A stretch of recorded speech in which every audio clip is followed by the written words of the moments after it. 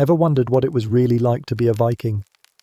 Not the sexy axe-wielding version on a Netflix poster. I mean the actual day-to-day reality.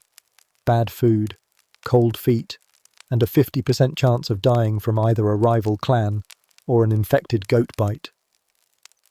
Tonight, we're not here for glory.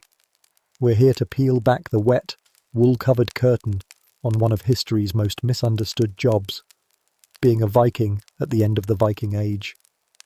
Spoiler, it sucked. Not in a rough day at the office way.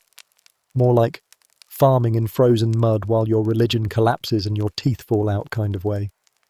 So grab a blanket, dim the lights, and maybe throw a fur over your shoulders if you're feeling dramatic.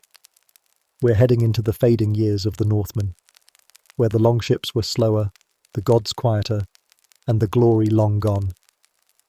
And hey, if you enjoy this slow spiral into historical misery, go ahead and hit that subscribe button now. It helps me make more of these soft-spoken, sleep-friendly tragedies, and let me know I'm not just whispering into the void. Ever wondered what it was like to be a Viking? Not the part where you're standing shirtless in the snow, eyes glowing with destiny, framed by fire and the soundtrack of a Scandinavian metal band. No, I mean the real version, the one with chilblains, a weird skin rash from bad wool, and a backache that makes you groan like a haunted door every time you squat to milk the goat. See, most people picture Vikings at their peak, all sharp axes and roaring glory, sailing into monasteries like angry thunder. But this story isn't about the beginning. This is the Viking endgame. When the sword was rusty, the gods were quiet, and the longship was mostly used to ferry hay. When being a Viking wasn't an identity, or even a choice. It was just a job title from a golden age that everyone secretly knew had passed, but no one wanted to say out loud. Tonight, we're not here for myths. We're here for the slow unravelling, the soggy decline, the cultural hangover. We're here to talk about what it was like when the raids stopped being glorious and started being rare. When the gods stopped accepting blood and started accepting that other guy, the one with the robe and the cross and the quiet judgment. So before we go further, do me a favour. Dim the lights, pull up a bear pelt. Maybe wrap yourself in something warm and vaguely damp to set the mood, because we're not going to Valhalla tonight. We're going somewhere colder, quieter, and far more uncomfortable. We're going to the place where Viking dreams went to die. Not in battle, but in silence. Let's get one thing straight. Early Vikings earned the hype. They were fast, terrifying, and weirdly efficient at making entire towns wet themselves with a single horn blast. They raided, traded, colonized, and confused the absolute hell out of early medieval Europe. The longship was like the iPhone of its time. Sleek, revolutionary, and showing up everywhere you didn't want it. But here's the thing about constant raiding. It doesn't scale. You can't surprise attack Europe forever. Eventually, people catch on. They build walls. They start locking the churches. And instead of sprinting into monasteries, you're just sprinting face first into a stone fortress full of crossbow-wielding guys who skipped breakfast and are looking for a reason to hit someone. And when that started happening, when the risk-reward ratio of pillaging went south, things got weird. Because now you had a whole culture built around fighting and freedom, and Thor suddenly trying to figure out farming. Spoiler, they were bad at it. Vikings, as a rule, didn't want to be farmers. That was never the plan. The plan was to steal other people's food, thank you very much. But the golden age was gone. The loot was drying up. And now you had no choice. You had to grow turnips in rocky soil while pretending this was all very dignified and not absolutely humiliating. And thus, the Viking world, once fueled by fire and fury, became one long, miserable exercise in adaptation. By the 11th century, the average Viking wasn't a war-hardened sea-wolf with death poetry memorized. He was a slightly malnourished man named Bjorn, kneeling in church beside the same guy he used to rob 10 years ago, wondering how it had all gone so sideways. The thing is, Myths don't like decline. Nobody writes epic sagas about economic stagnation and wet grain storage. So instead, the stories froze in time. They immortalized the glory years, the Lindisfarne raids, the conquest of England, the longships cutting across misty fjords like blades through silk. But they left out the next part. The part where your legendary bloodline now works a barley field with 2 kids, a bad back, and a jarl who taxes you every time your sheep sneezes. And it wasn't just the economics. The gods themselves started packing up. Christianity swept in like a very polite home invasion. First a few monks, then churches, then conversions. And soon, Odin was out, Jesus was in, and everyone was awkwardly figuring out how to reconcile eternal thunder gods with eternal forgiveness. Some Viking kings converted for political clout, others converted under threat of sword. But the average person?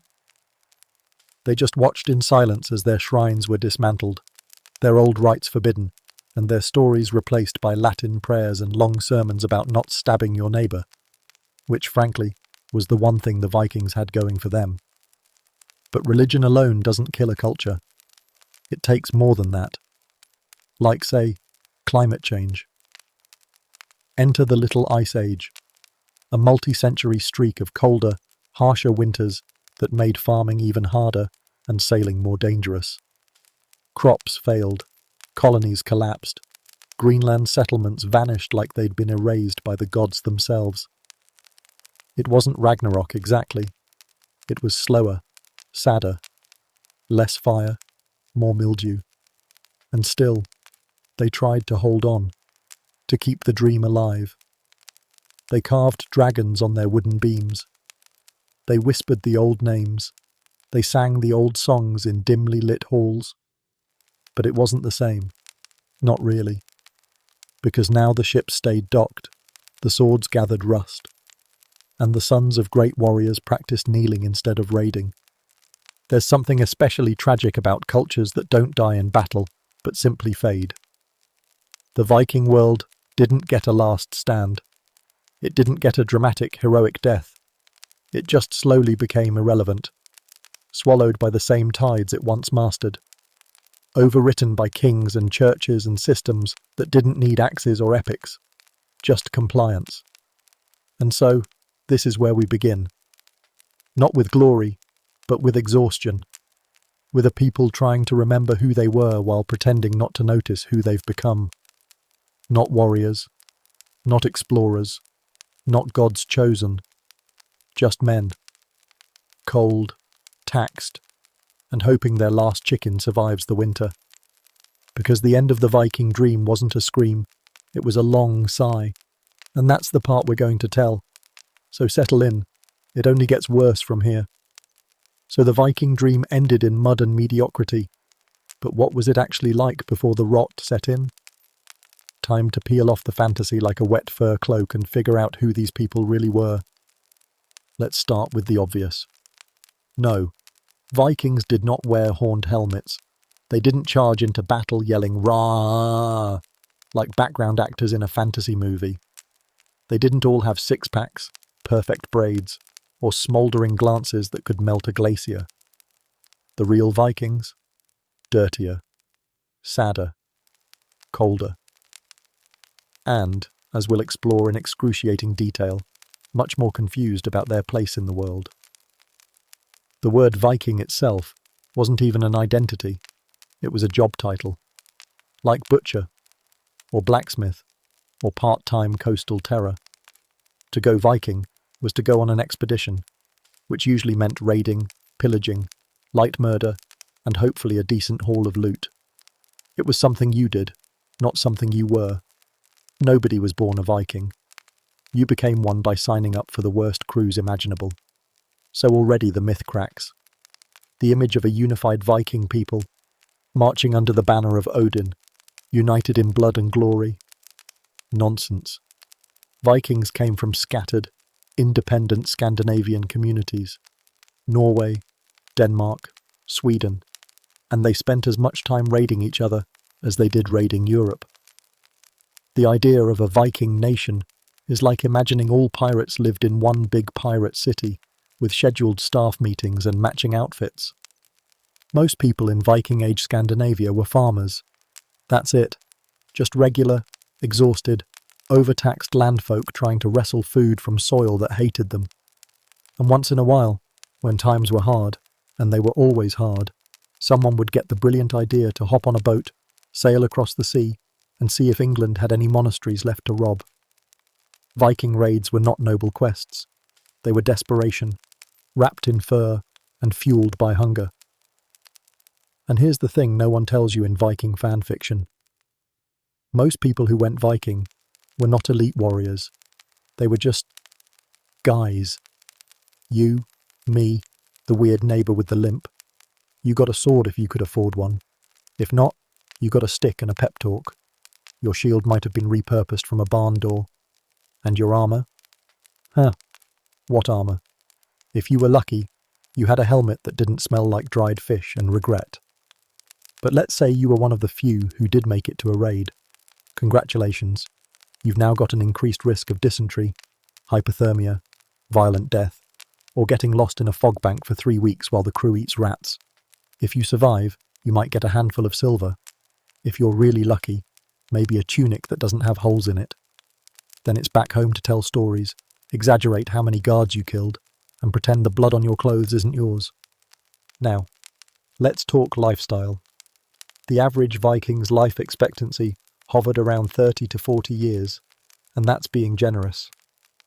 You weren't exactly on track for a pension. Childhood diseases, infections, famine, accidents, wars, and the general inability to wash properly made death a constant co-worker. Every sneeze could be your last. Every cut was a gamble. Even your own livestock might kill you. Cows were not chill. And hygiene? Look, for the time, the Norse weren't the worst. They bathed more than most medieval Europeans. But that's like saying someone farts less than a donkey. They had combs, sure. They had soap made from animal fat and ash. But their clothes were scratchy, their feet were always wet, and nobody was walking around smelling like pine and destiny. You smelled like sweat, salt water, and whatever fermented horror was rotting under your floorboards. Fashion wasn't much better. The Viking wardrobe was mostly wool, layers, and disappointment. Browns, greys, maybe a red if you were fancy. Forget the sleek leather armour Hollywood loves. That stuff didn't exist. You wore a tunic, some trousers, and boots that leaked unless stuffed with straw. Jewellery was a thing, but mostly for the wealthy. The average Viking looked like someone who'd been evicted by 3 different weather systems and decided to fight the sky about it. And let's not pretend they were all tall and glowing with Nordic genetics. Sure, some were big, but many were average or short by modern standards, with missing teeth, healed-over injuries, and that tired look of a man who's been cold since birth. They weren't all blonde either. Hair dye was used, especially to make hair blonder because even in the 9th century people were chasing an aesthetic they couldn't naturally achieve. Now here's a fun little wrinkle. You didn't have to be Scandinavian to go Viking. Some Slavs, Finns, and even a few Celts joined Viking crews. It was less about national pride and more about, hey, want to stab people for loot and possibly die of exposure? If the answer was yes, welcome aboard. No dental plan, but the views are nice. But even among Scandinavians, not everyone raided. In fact, most didn't. Because the boats were expensive, the weapons were expensive, and the whole being away from your farm for 6 months thing didn't exactly help you during harvest season. Raiding was, in a way, the Viking version of buying Bitcoin. High risk, occasional payoff, and mostly bragging rights when you came back with a necklace you couldn't explain. So, who were the Vikings? Mostly just broke men trying to outrun poverty in winter. Raiding wasn't a noble calling. It was seasonal unemployment with extra violence. And the moment you stopped being useful, too old, too injured, too slow, you were back to the field, planting barley with a crooked back and a haunted stare. But don't worry. Even if you never went raiding, you still had a full life of hardship. If you were a woman, You were probably married off by 14, expected to run a household, survive childbirth, and occasionally fight off invaders when your husband went off to find himself in Wessex. If you were enslaved, and yes, the Vikings loved slavery, your life was one long chain of suffering, with maybe a slightly better chance of not starving if your owner was decent. Most weren't. And if you were a child, congratulations. Your toys were rocks, your games involved injury, and your education was mostly don't die. You learned to fish, farm, maybe fight. If you were lucky, someone taught you to read runes. If not, you hoped the gods liked you. They usually didn't. So next time you hear someone romanticize the Vikings, the bravery, the honor, the epic beard culture, just remember, for every victorious warlord riding home with golden stories, there were 100 forgotten men trudging through mud with a sack of onions and a fungal infection. For every saga, there were 10,000 silences. The truth is, being a Viking wasn't a fantasy. It was a function, a temporary state of economic madness. Something you did because the alternative was starving to death in a hut made of sadness and wet moss. And even then, success wasn't guaranteed. One wrong turn, one bad wind, one arrow in the spleen, and you were just another story no one told. So who were the Vikings, really? They were human. Desperate, dirty, frostbitten humans, doing their best not to die in a world that seemed absolutely determined to kill them anyway. And somehow, that's more interesting than the myth. Turns out, being a Viking wasn't a full-time identity. It was a gig, usually short-lived, always violent. But before they could swing axes, they had to survive childhood. Spoiler, most didn't. Ah, Viking childhood. A magical time filled with wonder, joy, and the occasional goat bite. If you imagine little Norse children skipping through flower fields with wooden swords and baby ravens on their shoulders, let's go ahead and crush that image right now. Because growing up Viking wasn't sweet. It was survival. Barely. You were born cold. You died colder. If you made it to your 5th birthday, your family probably celebrated with tears and fermented fish. Why? Because half of Viking children never made it that far. That's not an exaggeration. Infant mortality was less a risk and more of an expectation. The gods didn't grant you childhood. They offered you a brief audition for the horrible job of being alive. Let's start at birth. Viking women gave birth at home, surrounded by other women, midwives, and whatever prayers they could remember between contractions. No painkillers, no sanitation, no guarantees. If the baby was breech, good luck. If the umbilical cord wrapped the wrong way, that's fate, not malpractice. And if both mother and child survived the ordeal, congratulations. You now get to live in a smoky hut surrounded by dirt, danger, and siblings that may or may not steal your food. Your crib wasn't plush.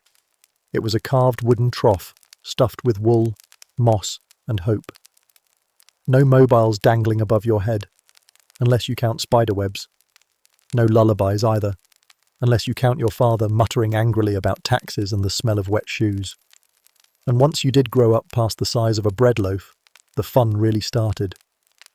Toys? Sure, you had some. Maybe a carved wooden animal, a stick, a ball made of rags. But playtime often doubled as combat training. Wrestling, stick fighting, throwing rocks at your cousins until someone cried. Hide and seek was mostly hiding from chores. Pretend games included I'm the Jarl and you're the slave. It was a hit. For one of you. Mud was involved. Frequently.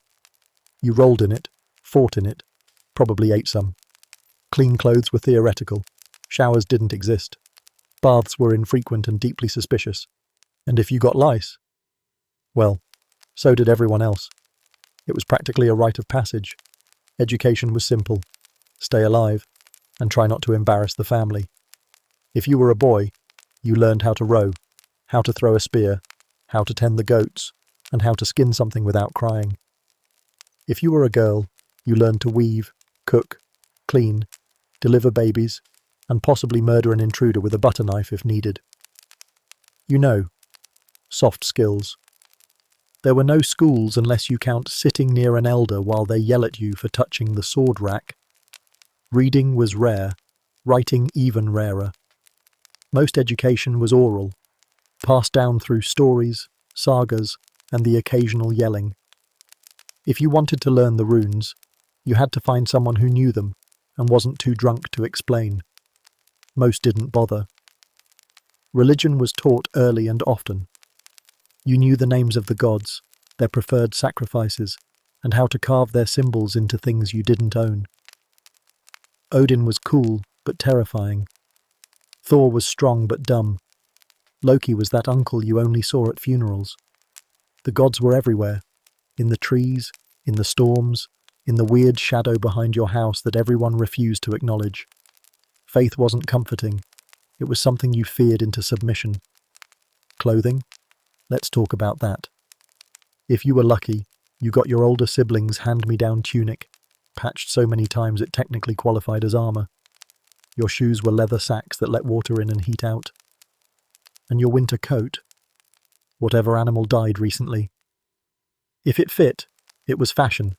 Bonus points if it didn't still smell like wet dog. Now let's talk chores. The cornerstone of childhood. Feeding livestock, hauling water, collecting firewood, scraping ice off things that shouldn't have ice on them.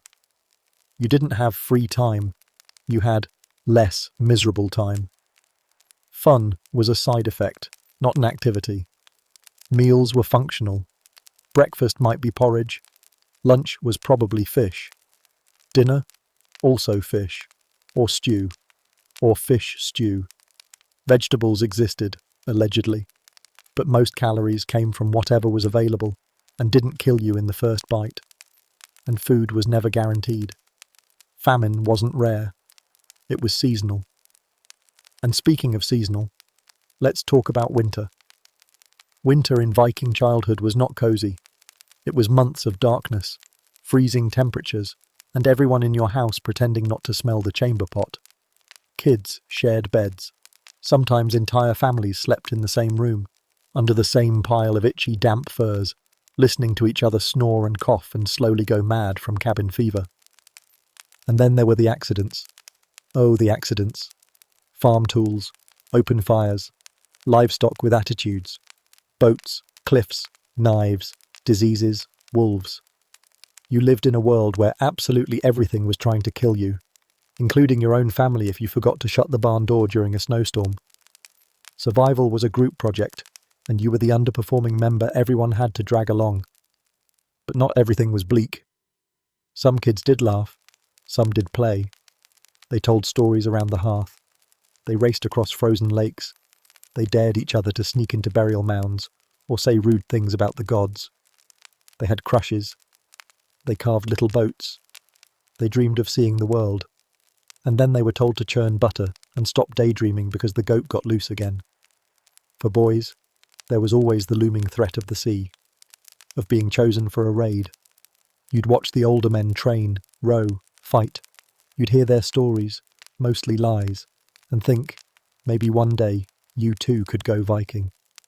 Until then, you practiced with wooden weapons and prayed your arms grew fast enough to hold a real one before the next spring expedition.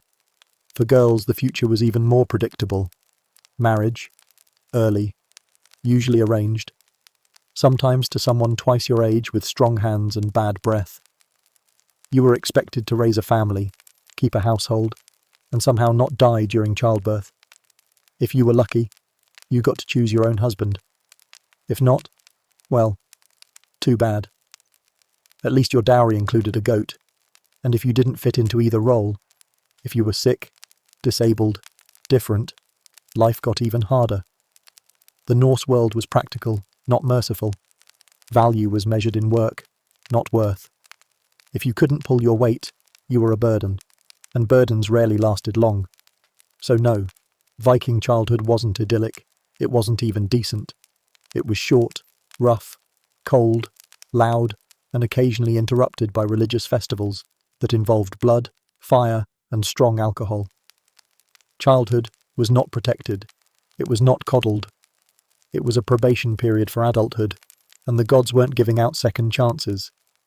And yet, somehow, children survived. Enough of them, anyway. They grew up, became the next generation of tired farmers, anxious sailors, and aging warriors, pretending their scars were heroic and not the result of falling off a roof. So if you ever think, I was born in the wrong era, I should have been a Viking, pause for a moment. Picture yourself at age 6, barefoot, hauling a bucket of goat urine through knee-deep snow while your older brother throws a turnip at your head. Congratulations. You were a Viking child. If your childhood didn't kill you, congratulations. You graduated to Viking education, which was mostly yelling, rowing, and learning how to bleed without crying in front of your friends. If you've ever dipped a toe into Norse mythology, you know it reads like a fever dream written by a doomsday prepper with a drinking problem. Giant wolves, world-ending serpents, shape-shifting gods, and a surprisingly high number of people dying by accident. It's fun, on paper. But if you actually had to live in that belief system, it was less mythical and more daily existential crisis. There was no warm and fuzzy religion in Viking life, no gentle hymns, no bedtime prayers to a kindly sky dad who loved you unconditionally. The Norse gods weren't protective, they were dangerous roommates with magic powers and unpredictable moods. You didn't pray for help. You prayed not to be noticed. Take Odin, for example, king of the gods, master of wisdom, war, and birds. He was also a one-eyed weirdo who hung himself from a tree for fun to learn secrets, talked to the dead, and made deals with literal giants. Worshipping Odin wasn't comforting. It was more like agreeing to a joint business venture with a very clever cult leader and hoping you survived the quarterly review. Then there was Thor, big, loud, smashy Thor, god of thunder, storms, and impulsive problem-solving. He wasn't wise. He wasn't patient. He was essentially divine muscle with a hammer. If something made him mad, a giant, a goat, a cloud, he hit it until it stopped existing. People loved Thor, but mostly the same way you love a guard dog. Useful, terrifying, and not great at nuance. And of course, there was Loki. Trickster, shapeshifter, gender bender, father of monsters. He was charming until he wasn't, funny until someone died, and unpredictable in a way that made everyone deeply uncomfortable. Worshipping Loki was like being in a relationship with someone who steals your stuff, sets it on fire, then writes a poem about it, and blames you for not appreciating the symbolism. But those were just the headliners. The Norse pantheon was deep, weird, and absolutely not okay. There were gods of fertility who rode boars, goddesses of death who lived in a frozen hall full of disease, and frost giants that existed purely to mess everything up. Nature spirits, elves, dwarves, undead warriors, and a world serpent so big it could wrap around the entire planet and bite its own tail. Which, symbolically speaking, is very impressive. Practically speaking, it's horrifying. And what did all these gods want from you? Blood, fear, respect, rituals, sacrifices. Not just metaphorical ones, real sacrifices. Livestock if you were sensible, people if you were desperate. There are actual accounts of human sacrifice in Viking culture, slaves, enemies, even volunteers, given up to the gods in sacred groves or drowned in bogs as an offering. Take my soul, O mighty Odin, and please make sure my crops grow and my neighbours die mysteriously in a bear accident. Religion wasn't a comfort. It was a negotiation, a cosmic bribe. Please, powerful being who might stab me with a lightning bolt, here's a goat, or a person, or both. Just don't ruin my fishing trip. The gods didn't love you. They tolerated you. And if they did pay attention, it usually meant something terrible was about to happen. And then, looming over all of it, was Ragnarok, the apocalypse, the big one. The Norse didn't believe in a happy ending. Their creation myth ended with a destruction myth. Every child grew up knowing how the story would end, badly, The sun eaten by wolves, the sky split open, the dead marching out of hell. The world drowned in fire and frost. The gods would fight, the gods would die. Everyone you knew, gone. And then, maybe, something new would rise from the ashes. Or not. Who knows? Probably depends on how the gods felt that day. This wasn't just a story told for fun. It was taught, repeated, etched into stones, sung in longhouses. It was part of the culture. You were born into a doomed world, protected by doomed gods, and your job was to die well and take as many frost giants with you as possible. Daily life was full of omens. Birds flying the wrong way? Bad sign. Dream about a wolf? Bad sign. Blood ran in a weird direction during a sacrifice? Very bad sign. Your entire life could be interpreted as a long, slow warning that the end was near. And if nothing seemed to be going wrong, that was suspicious. Something had to be wrong, probably behind you, right now. Religious rituals weren't soft. They were loud, bloody, and communal. Feasts, sacrifices, drinking, fire. The community gathered to honor the gods, the ancestors, and occasionally, the really cool guy who stabbed an enemy in the throat and yelled something poetic while doing it. You didn't attend these events for spiritual enlightenment. You attended because not attending made people think you were cursed. And of course, death. Death was never the end. Where you went depended on how you died, what mood the gods were in, and which version of the story your village believed. Die in battle? You might go to Valhalla, Odin's great hall of eternal combat and endless drinking.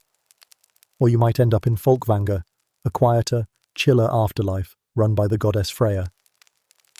Die in bed from old age or illness. Straight to hell. Not hell, hell. Cold, quiet, depressing hell. Where you hung out forever, surrounded by people who also died boring. And to make things extra fun, the line between the living and the dead wasn't super strict. Spirits showed up. Ancestors whispered in dreams. Ghosts wandered around if they were angry, bored, or just didn't like how the roof was thatched. The afterlife had poor boundaries, and everyone knew it. Priests?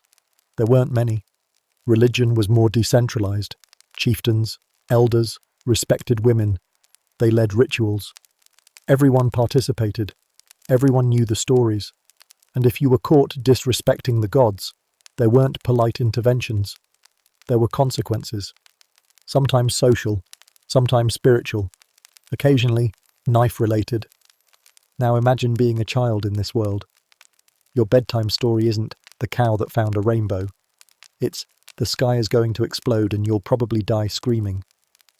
You grow up learning that everything ends in blood, that the gods fight more than they help, and that the best thing you can hope for is to die with a weapon in your hand, so you don't spend eternity in the godless snow zone of the unloved dead. And somehow, people still woke up in the morning, made bread, milked cows, and told stories. Because that's what humans do. They survive. They believe. They make meaning out of myth. Even when the myth says, everything you love will burn, and the sun will be eaten. So yes, Norse mythology is fascinating. Rich, complex, poetic, terrifying. It shaped an entire culture, not with comfort, but with challenge. It didn't promise salvation. It promised war, loss, and the hope of being remembered.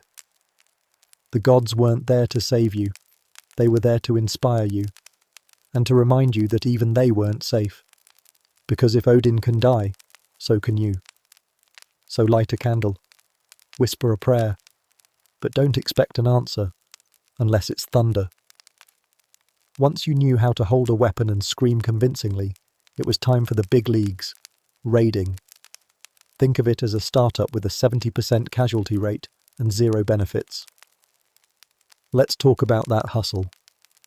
At some point in your life, you've probably been pitched a life-changing opportunity. Maybe it was essential oils, maybe crypto, maybe your cousin promising you'd be a millionaire if you sold body wraps shaped like ambition. Well, Congratulations, you now understand Viking raiding, because for most people involved, it wasn't glory. It was a scam, a very loud, very violent pyramid scheme with swords. Let's set the scene. The year is something vaguely medieval. You live in a small Scandinavian village where the main exports are fish, frostbite, and social anxiety. You've got land, but it sucks. You've got goats, but they hate you. Then one day, a local chieftain says, "Hey, I'm putting together a crew. We're going to sail to England and relieve some monasteries of their excessive gold." You know what that means? Raiding season. Now, you're not stupid. You've heard stories. Men leaving poor and coming back slightly less poor. Maybe with a necklace, maybe with a scar, maybe with fewer fingers. But here's the trick. Nobody talks about the middle part. The rowing, the boredom, the dysentery, the unpaid overtime. They sell you the highlight reel and leave out the ulcers. But you go. Because what else are you going to do? Stay and harvest wet turnips while your cousin inherits the house and your wife slowly forgets what you looked like without boils? No thanks. So you sign up. You grab your axe, your worst tunic, and a wooden bowl you'll later regret not burning. The longship looks impressive, from a distance. Up close, it's a floating plank powered by 20 men with questionable hygiene and identical dental problems. There's no cabin, no privacy, no toilet. Just you, a rowing bench, and the deep, growing realization that this trip might kill you before the English ever get the chance. And row you do, for hours, days, maybe weeks, if the weather sucks or the navigator has early onset hubris. There's no food besides dry bread and salted regret. You catch fish if you're lucky, drink rainwater if it doesn't taste like bird. You sleep hunched over like a sad shrimp, and wake up with cramps in places you didn't know had muscles. One guy coughs for 5 days and then dies. You pretend not to notice. The ocean is his grave now. Also, lunch. But eventually, land. England, Ireland, Francia, somewhere with churches and zero defensive planning. You creep toward a settlement at dawn, silently, the way your ancestors taught you. And then, chaos. Screaming. Fire. Gold. Resistance, maybe. A monk with a stick. A guard with worse aim than intention. You charge, you swing, you loot. If you survive, you get a handful of coins and someone else's wine goblet. Now let's talk about the loot. Here's the MLM part. That gold. That silver. That shiny chalice you just risked tetanus for. Yeah, that goes to the boss. The chieftain. The guy who pitched this whole trip like it was a luxury escape from poverty. He gets the big stuff. You get a smaller share, maybe a pendant, maybe a chicken. Probably not enough to justify the ear you lost. And if you captured slaves, and yes, that was common, they also went to the top of the raiding food chain. High-value captives were ransomed or sold. Low-value ones worked back at home until they died of exhaustion or got bored and escaped. You, the unpaid intern of pillaging, got the satisfaction of helping build the brand. And don't forget taxes. If your chieftain answered to a king, he had to pay a cut. Sometimes that meant handing over treasure. Sometimes it meant recruiting more suckers for the next raid. You weren't a warrior, you were a line item, and yet people kept doing it, because occasionally, rarely, it worked. You came home richer, bought some land, married someone above your smell level, told the story 100 times until it became legend. Left out the dysentery, of course. Nobody wants to hear about the shipboard diarrhea waterfall that killed 3 men and made the mead taste weird. But for most, it was a one-way ticket to disappointment. The raids got harder. Towns built walls. Churches got guards. Surprise started fading. And suddenly, that easy pickings monastery had archers, a moat, and a priest who knew judo. The risk stayed the same, but the payout shrank. Classic late-stage pyramid scheme behaviour. And let's not romanticize the work. Raiding wasn't strategic brilliance. It was show up, break stuff, Hope no one calls for backup. Sometimes it was efficient. Other times it was a disaster. Boats got lost. Crews froze. Towns fought back. Or worse, you became the one being raided by someone else's longship. Viking on Viking crime was real and extremely inconvenient. And when you did get home, what did you bring with you? A bruised rib? A disease? A cursed amulet you now regret stealing from that screaming nun? Also, enemies. The people you raided didn't forget. Sometimes they followed. Sometimes they sent warbands. Sometimes they just sent guilt in the form of very sad poetry. Let's not forget, either, the role of peer pressure, because nothing says heroic tradition quite like toxic masculinity with a fur lining. Half the reason men joined raids wasn't silver or glory. It was because everyone else did. Your cousin went, your neighbour went, the guy who once stole your sheep and never apologised. Yeah, he went too. Staying behind made you look weak, cowardly, soft. Like maybe you'd rather milk goats than die horribly. So you went, even when you didn't want to, even when the odds were bad and the pay was worse, even when your gut said, this monastery raid is giving cursed vibes. You boarded the ship anyway because looking scared was worse than being dead. You laughed, you shouted, you sang badly with the others and pretended the salt spray didn't sting your eyes. You held your axe like you knew what to do with it, like it wasn't shaking in your hands, like you weren't already planning how to fake an injury halfway there. You told your wife you'd be back with silver. She told you not to die like your brother. You both lied. And when the boat left shore, when the coast faded into mist, and the wind picked up just enough to remind you how many people died doing this exact thing, you still didn't say anything. You sat with your fear like everyone else, silent and stiff. Another anonymous figure in the long line of men pretending to be fearless, while quietly praying the wind didn't flip the boat mid-crossing. Or that if it did, at least it wouldn't happen until you were close enough to swim. Because that's what courage often looked like in the Viking world. Cold, quiet, reluctant, and slightly seasick. And while the men were gone, guess who held down the village? The women, the elderly, the teenagers. They ran the farms, fixed the roofs, raised the kids, and occasionally defended the homestead from wolves, or worse. They didn't get glory songs. They got frostbite and migraines. Back on the sea, your boat creaks. Someone's bleeding. Someone's vomiting. Someone's missing. You row anyway. You row because it's the only way home. Your hands blister. Your stomach rebels. You try not to cry. Not because it's weak, but because tears would just freeze to your face. And if you think the gods help, they don't.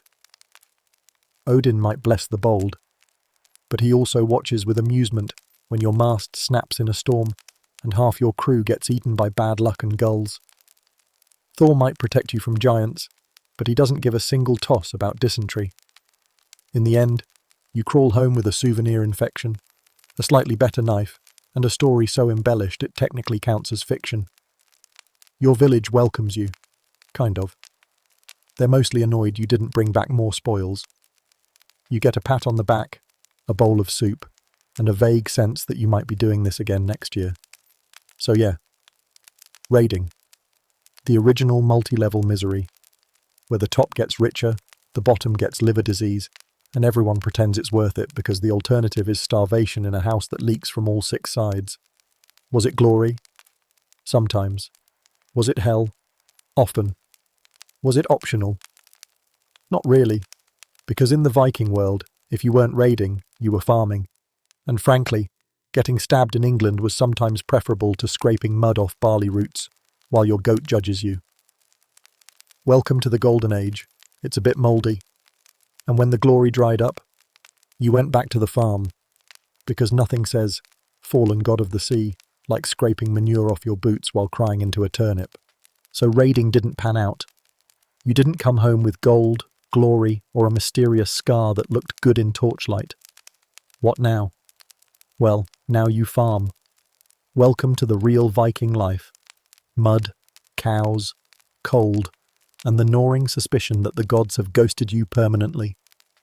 Because when the longships stop sailing, the plows come out, and nothing kills a warrior's soul faster than trying to grow barley in land that hates you personally. Let's be clear, farming wasn't a noble calling. It was a punishment handed down by nature, dirt, and whoever owned the land before you. You didn't farm because you loved the earth. You farmed because you had no choice, no coin, and a mouth to feed that refused to go away. And the land? It sucked. Half of Scandinavia was rock, tree, or swamp. The other half was angry rock with commitment issues. You spent your days praying your crops survived long enough to die in a way that was at least edible. Your tools? Awful. Wooden ploughs dragged by tired oxen or your brother-in-law. Iron was expensive. Good luck affording a scythe that didn't snap in half the first time it met a weed with confidence. Most of your implements were patchwork contraptions held together by string, spit, and sheer bitterness. Repairs were constant. Upgrades were imaginary. And the weather? Unstable at best. Rain when you didn't need it. Drought when you did. Early frost, just to ruin your one decent harvest. And then there was winter, a 6-month, joyless slog of darkness, cold and existential dread. Everything froze. Your water, your livestock, your soul.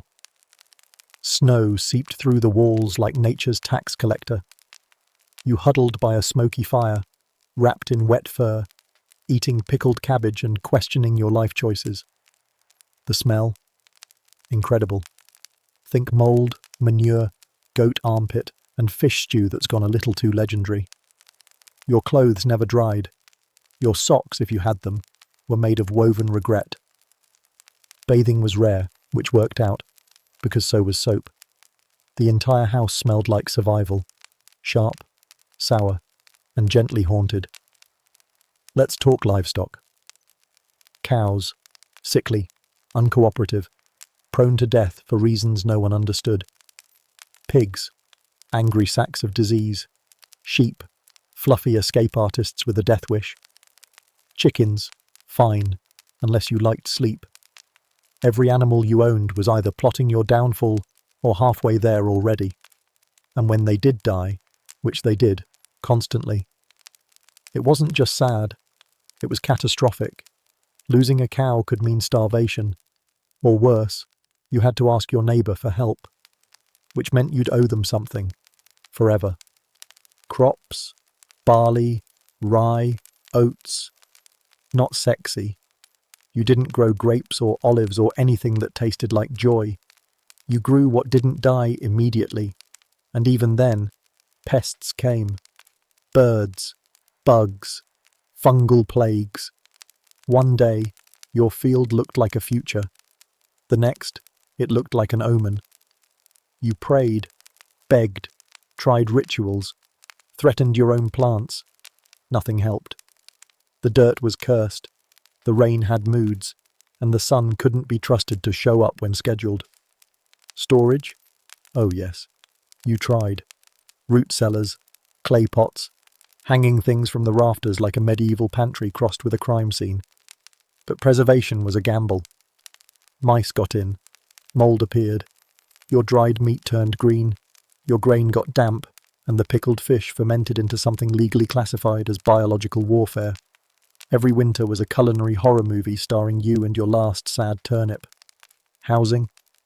If you were lucky, a longhouse. If not, a smaller longhouse with fewer walls and more wind. You lived with your family, your animals, and your regrets. One fire in the centre. Smoke everywhere. No windows. The floor was dirt. The roof leaked.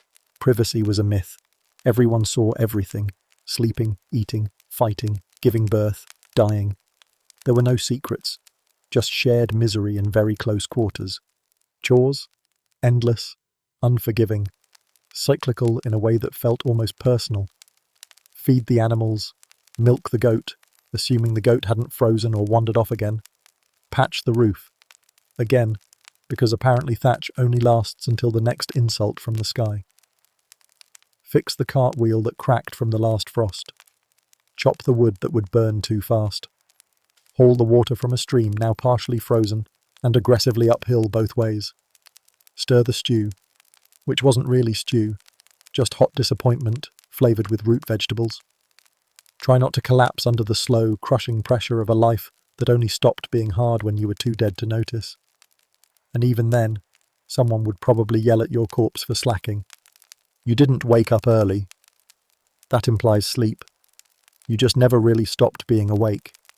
There was no bedtime, just night, and the decision not to freeze to death in it.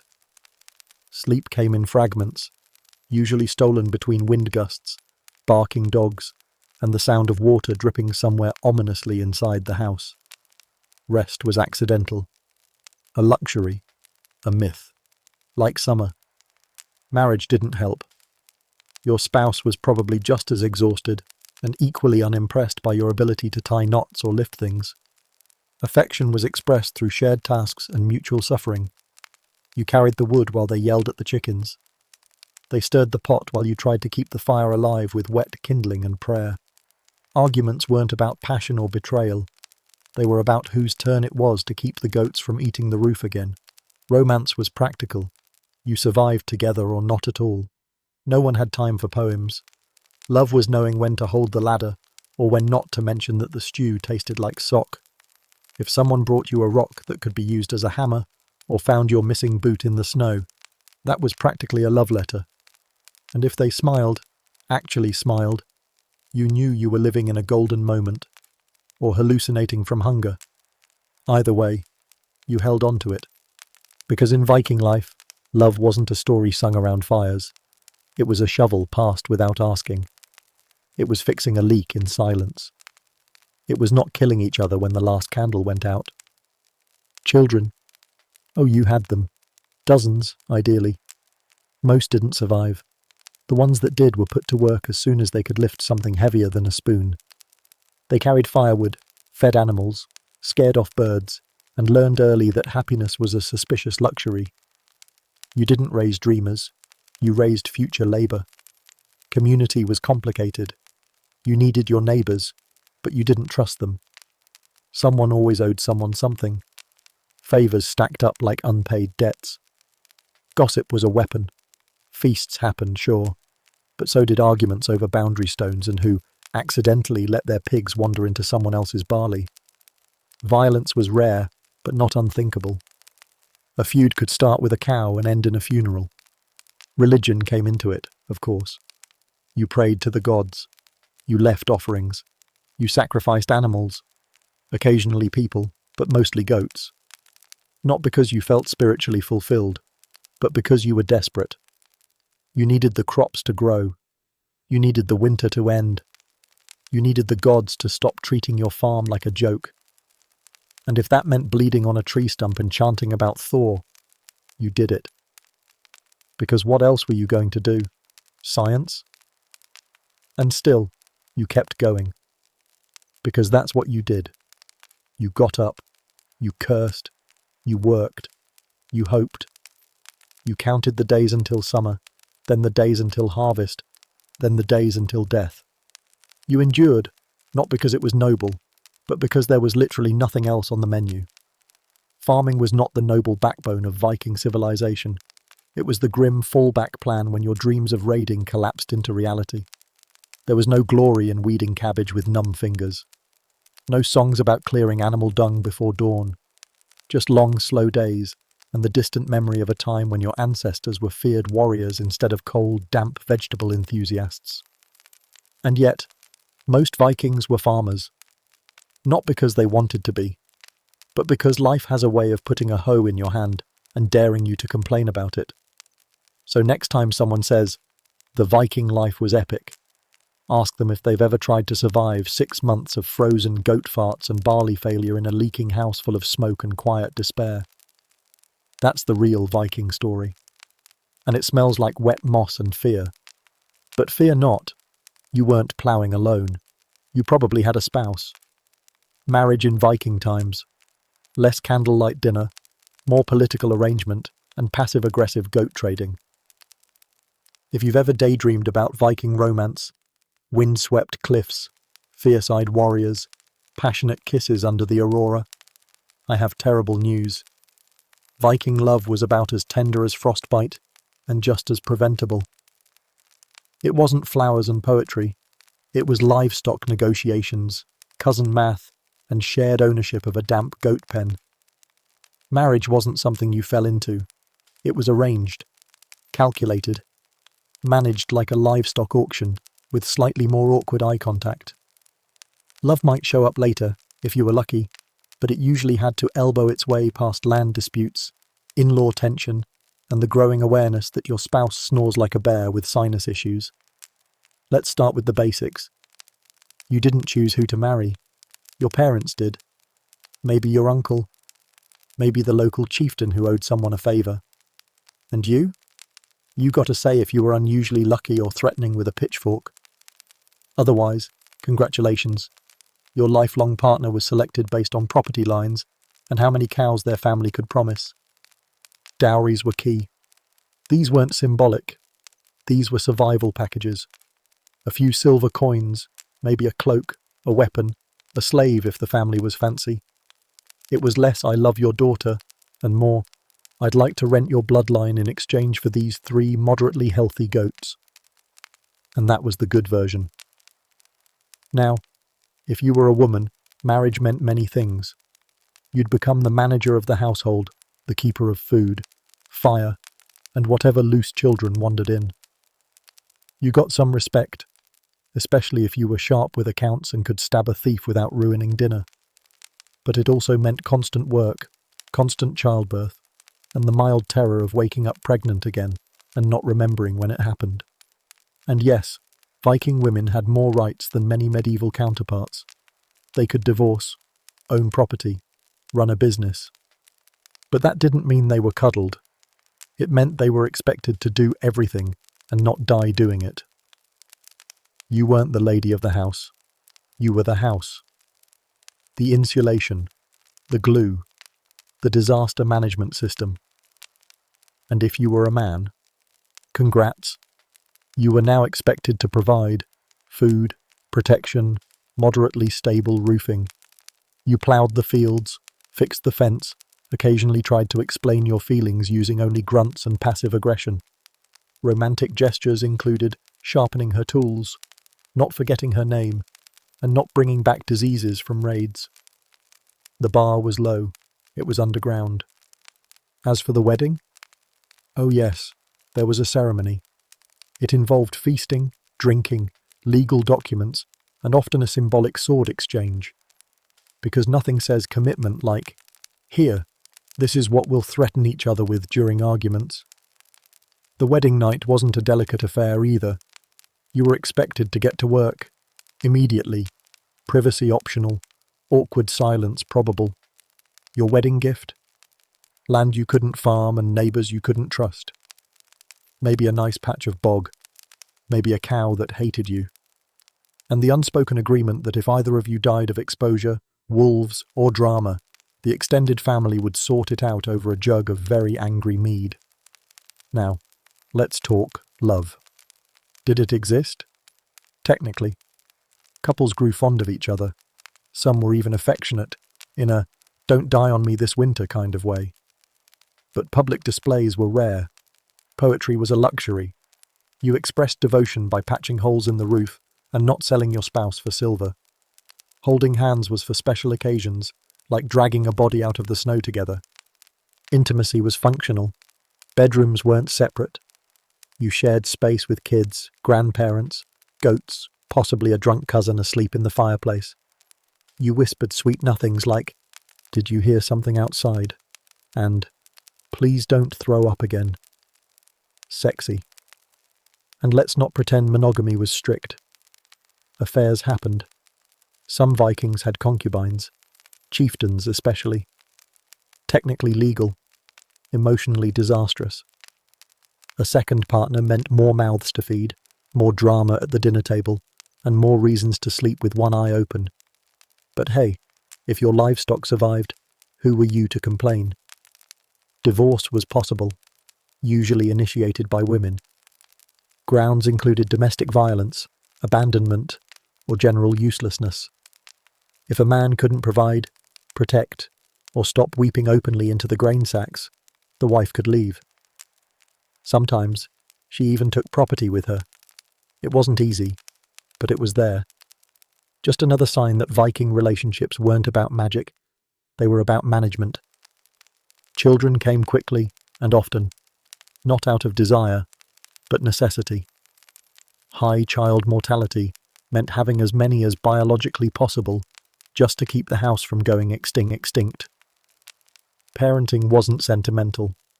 You loved your kids, sure, but you also expected them to help churn butter before they could walk. If they made it to adulthood, great. If not, well, the gods had their reasons. Probably. Romantic gifts? Occasionally a carved comb, a bit of amber, a new cloak if you were feeling wildly generous. Most days, love looked like splitting firewood and making sure your partner's shoes didn't have holes in both feet. You didn't write love letters. You wrote your name in the snow and hoped the storm didn't erase it too fast. And jealousy? Oh, it thrived, especially in small communities where everyone knew who slept where and whose oxen went mysteriously missing during the feast. Gossip was the national sport. Affairs were whispered about for generations. Betrayal was a family hobby. And vengeance, well, let's just say more than one marriage ended with a mysterious fire and a cousin missing an ear. And yet, somehow, people stayed together. Not because it was romantic, but because it was necessary. You didn't marry your soulmate. You married your co-pilot in a years-long fight against mud, death, and disappointment. Love wasn't soft. It was stubborn, quiet, cold, and determined to make it through another season with at least one working ox. So if you're dreaming of Viking romance, slow down. Think twice. Picture a couple, lying in bed, back to back under a scratchy fur blanket, listening to the wind slam against the walls, and wondering if that weird noise was the roof collapsing, or just your aunt snoring again. That was love. That was marriage. That was the heartwarming Viking reality, and it smelled like smoke, wet wool, and fish. Speaking of arrangements, Viking society had a hierarchy, and if you weren't born at the top, the only way up was through someone else's ribcage. Social mobility, sponsored by murder. In Viking society, you were born into a ladder, not climbing it, on it. Rung 1, rich. Rung 2, exhausted. Rung 3, someone else's inventory. They called it a social order. You called it your life sentence. It wasn't about dreams or ambition. It was about surviving long enough to pretend the Jarls didn't just steal your cow again. Let's break it down. At the top were the Jarls, the elite, the noble class, landowners, chieftains, the guys with actual roofs and cloaks that didn't smell like wet goose.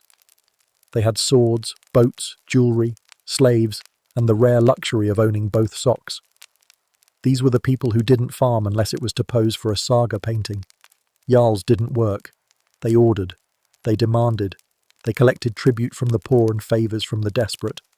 Their daily struggle was choosing which mead to drink first. Underneath them, and we mean underneath, were the carls. Free men, farmers, craftsmen, warriors, the backbone of society. Also the spine, the ribs, and the worn-out knees. These were the people who did everything, built the houses, ploughed the fields, raided when they had to, worked when they couldn't. They were free in the same way a bird is free in a cage with no door. Theoretically, yes. But realistically, stuck.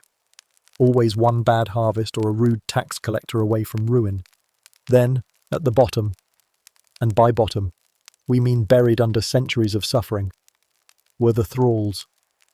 Slaves, property, human tools. You could be born into it, captured into it, or sold into it by a desperate cousin who really wanted a new axe. Thralls worked the hardest and were paid in not dying today. They had no rights, no land, no freedom, just bruises, chores, and the hope their master wasn't having a bad week. Now here's the thing about Viking social mobility. It was possible. Technically. In the same way that winning a war with a spoon is technically possible. If you were a Carl and you got very lucky, like survive 10 raids, marry a widow with land, find cursed gold and don't die from it. Lucky. You could rise. Maybe. If the Jarl liked you, or died mysteriously, or needed someone to blame for a poorly timed livestock shortage, thralls could sometimes buy freedom, if their masters allowed it. But it usually meant saving up tiny amounts of silver over years, while still doing all the work, all the time, and being taxed like an adult without any of the perks. And even then, if you did get free, you were still marked. Your past followed you. You might get a new name. You might even get a little patch of land. But to everyone around you, you were still that guy who used to be Lars's thrall, who once spilled ale on the priest's robe. And upward movement wasn't polite. You didn't get promotions. You got scars. You climbed the social ladder with an axe in one hand and a handful of desperation in the other. Most people didn't rise. They sank. Slowly, year by year, until they couldn't remember if they were ever free or just slightly less chained. The reality? Viking society was rigid. Honor mattered. Bloodlines mattered. Reputation could get you killed or knighted. Step out of line. Insult someone. Miss a payment. Flirt with the wrong person. And you could find yourself downgraded from Carl with a future to thrall with regrets or corpse with potential. Justice was local, brutal, and extremely knife-forward. Power wasn't just about wealth, it was about perception. If people thought you were important, you were. If they thought you were weak, they took your stuff. That's it. No written contracts, no HR department, just a lot of shouting and occasionally someone being buried with their horse out of spite. Jarls stayed in power by being just generous enough to keep their carls loyal, and just violent enough to keep their thralls afraid. They hosted feasts, handed out favours, forgave debts when it looked heroic. But behind the smiles was a constant grind of politics, alliances, and early retirement via stabbing. Being at the top wasn't safe. It just meant you died later. And if you wanted to climb, you needed luck, violence, and the kind of charisma that convinces people to follow you into a monastery full of angry monks. You built a reputation. You killed the right people and spared the ones who could tell the story. You married well. You allied with someone who owed someone else. You stayed alive while everyone else died trying to do the same thing. Some tried to climb the ladder sideways, through trade, favour, or extremely strategic marriage. Maybe you weren't rich, but you were useful. Maybe you could read, or fix boats, or make swords that didn't fall apart during the first duel. If so, a Jarl might give you a scrap of land, a slightly better seat at the feast, and the occasional job involving quiet threats and a shovel. Even religion became a kind of ladder. Becoming a seer, a priest, or someone chosen by the gods could bump you up, temporarily, but only if people believed you, and only if your predictions didn't fail in public. One wrong prophecy, and you were back to fishing in shame or sacrificed for accuracy reasons. Most didn't bother. They stuck to their role. They farmed, fished, made shoes, mended nets, hoped their Jarls didn't draft them into some doomed raid on the coast of probably France. And they told stories. Stories of the few who did rise. Heroes, founders, raiders who became kings, slaves who became warriors, legends, lies, all meant to give you just enough hope to keep going. But the truth? Most people were born in the mud, worked in the mud, and died in it, buried in shallow graves, with maybe a bent knife and a pair of boots 2 sizes too small. They didn't write history, they fed it. So yes, Viking society had classes, but it didn't have safety nets. No pensions, no protections, just status, debt, and the slow erosion of your teeth from chewing frozen grain for 40 years. You were either at the top, clinging to power with a bloody fist, or you were just another name on someone else's tax list. But all the stabbing in the world couldn't protect you from worms, festering wounds, and the occasional plague. Let's take a tour of Viking healthcare, also known as prayer and screaming. Viking healthcare wasn't a system. It was a shrug, a prayer, and a hope that your blood would stop leaking before sunset. They didn't have doctors. They had guesses. And if your leg started to rot, or your face swelled up like a haunted turnip, you didn't visit a clinic. You chewed on tree bark, muttered a chant, and waited to see if the gods were in a healing mood or just feeling theatrical.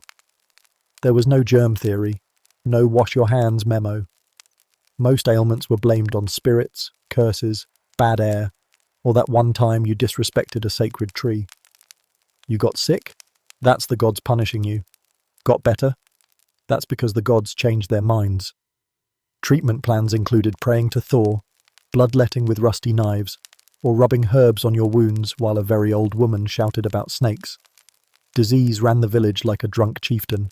Smallpox, tuberculosis, typhoid, dysentery, intestinal worms, lice infestations that could unionize.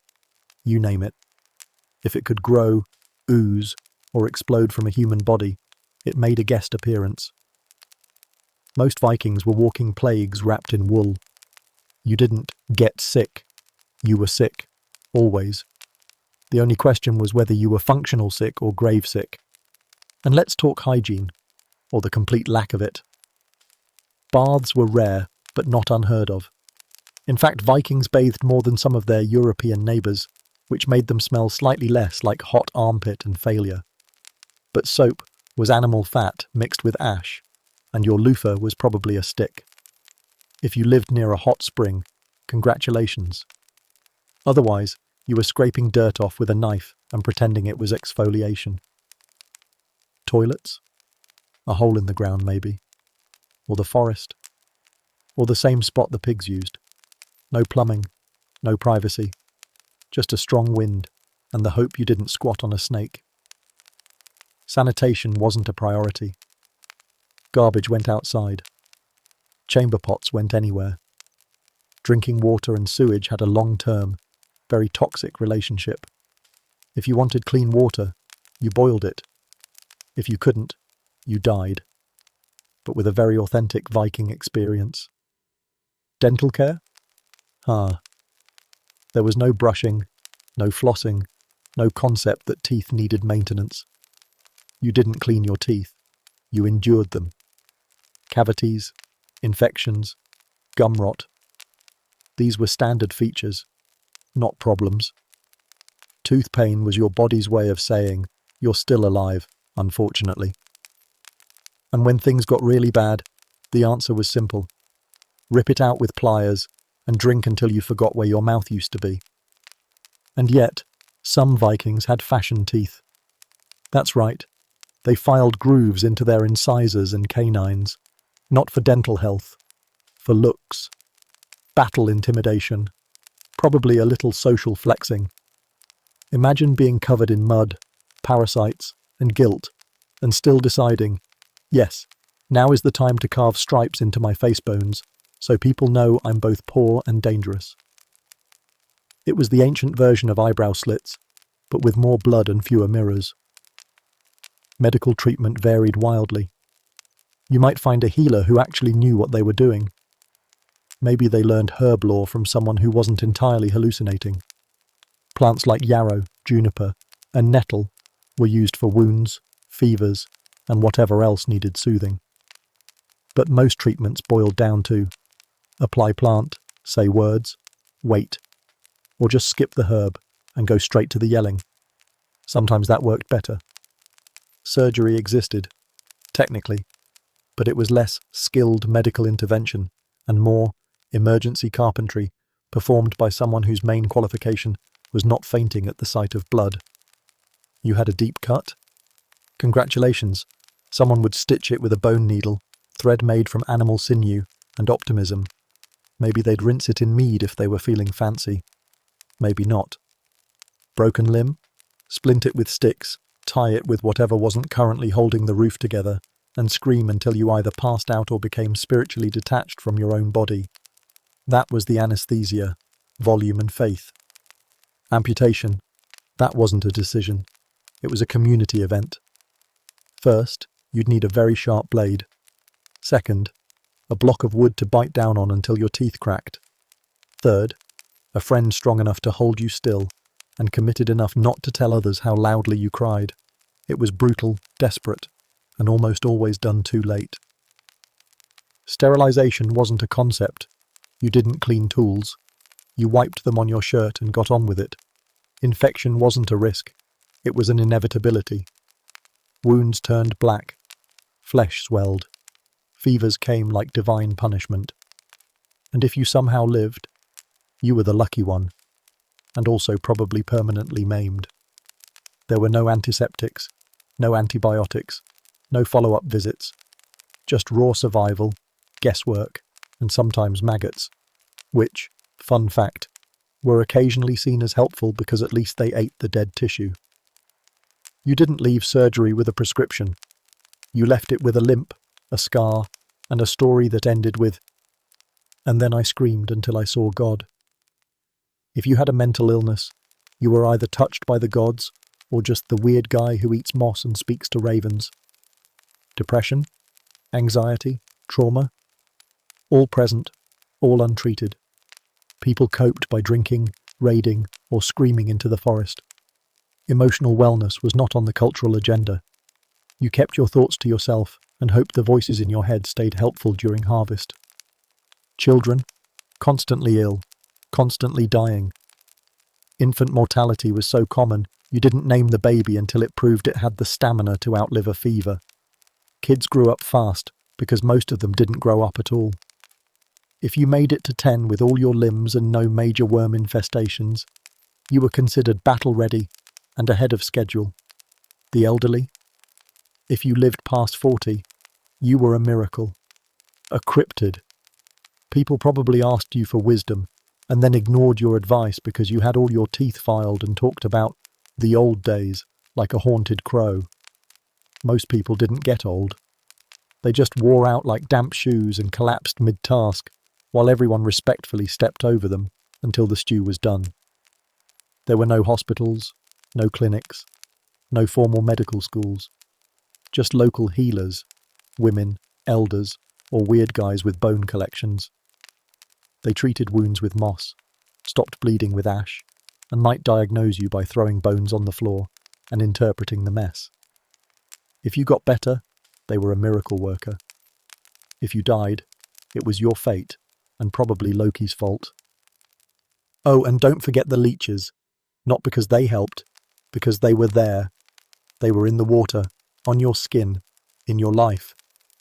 Sometimes they were used for bloodletting, not because anyone understood circulation, but because getting rid of blood felt medical. It was medieval vibes-based healthcare, and nobody walked away healthier, just slightly dizzier. So if you picture Vikings as unstoppable, roaring beasts of war, remember this. Most of them were limping through life with a hernia, tooth rot, intestinal bugs, and a suspicious rash that never got properly identified. They weren't superhuman. They were barely functioning meat sacks, with swords and extremely low expectations. They died young. They died often. And they died with the kind of untreated injuries and infections that make modern doctors cry in frustration. But they did it with style, grooved teeth, muddy hair, and a prayer whispered to the gods of, "Please not today." Because Viking health wasn't about recovery. It was about making your final moments look cool. And through all that blood, disease, and terrible soup, Viking women held things together. Barely. Let's meet the fierce, fascinating, and fundamentally exhausted women of the North. Let's get something straight. Viking women had more rights than most women in medieval Europe. They could divorce, own land, run businesses, lead households, occasionally lead armies. That's impressive. It's also like bragging that your shack has 3 walls when everyone else is living in a hole. Still not luxury, still not fun. Being a Viking woman was like being the CEO of a collapsing farmstead. You didn't sit around embroidering cushions. You managed the entire household, distributed food, dealt with livestock, negotiated with neighbours, tracked inheritance law, supervised thralls, and gave birth in a smoky room while someone yelled at the goat to get out of the way. You were busy, constantly, exhaustedly, forever. If your husband was away raiding, or dead, or missing in a monastery cellar, you didn't wait around humming sad songs. You ran the property. You handled debts.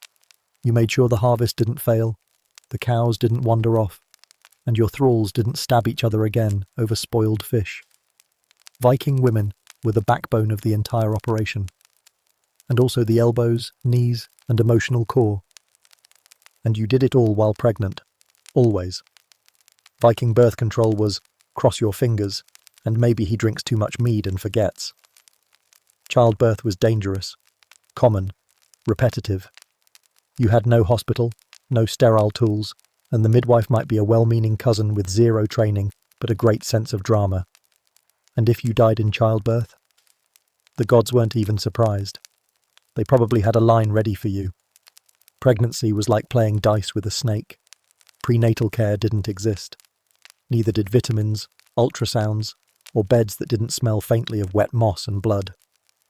You gave birth at home, often on the floor, possibly during a thunderstorm, with your mother yelling helpful advice like, "Push harder, but not so hard you offend Thor." If the baby survived, amazing. If you survived, legendary. You did have a legal identity, which is more than most medieval women could say. You could own property, sue someone in court, be a witness, get a divorce. Some even carried swords and ran trading ships. But don't get excited.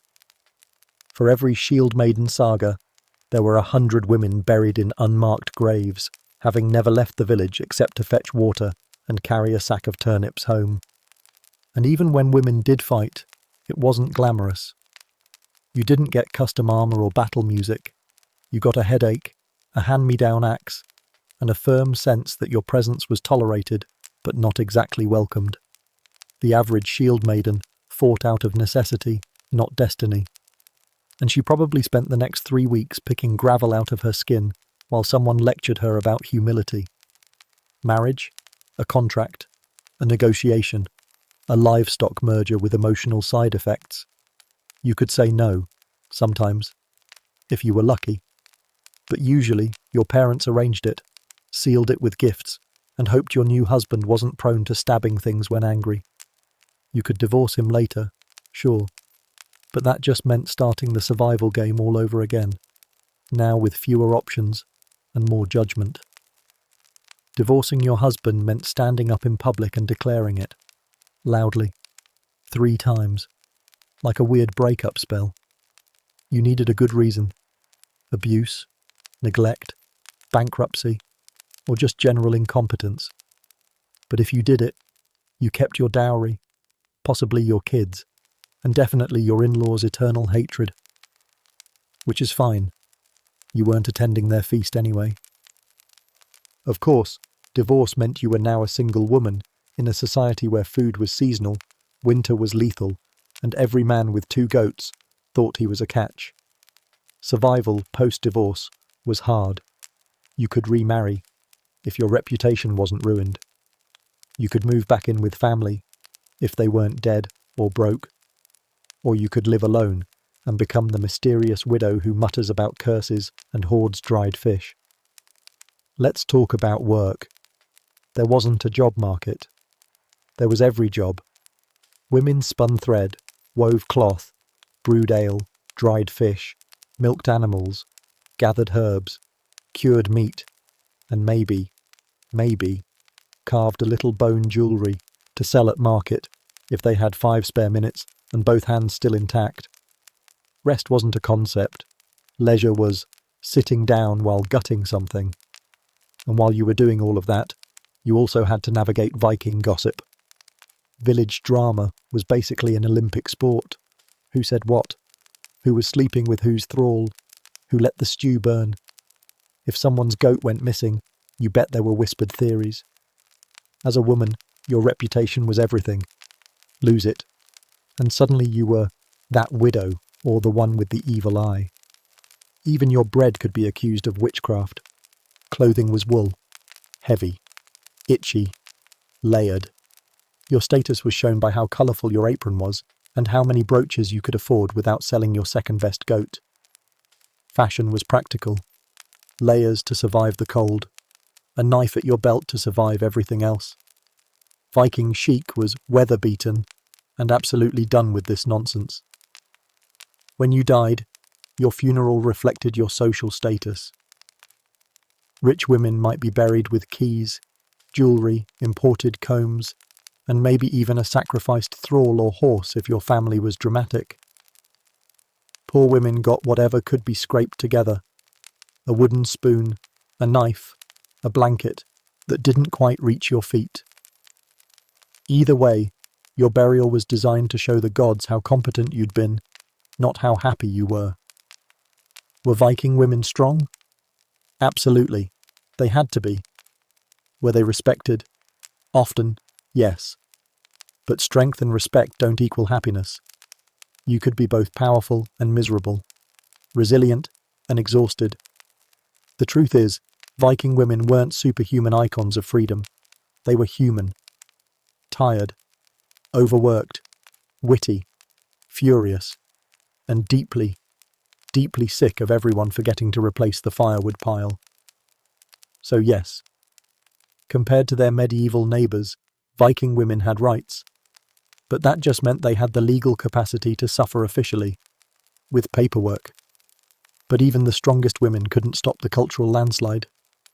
The gods fell, the priests moved in, and suddenly, dying in battle got replaced with sitting through sermons. Once upon a time, Vikings worshipped gods with names that sounded like axe swings. Odin, Thor, Freya, Loki.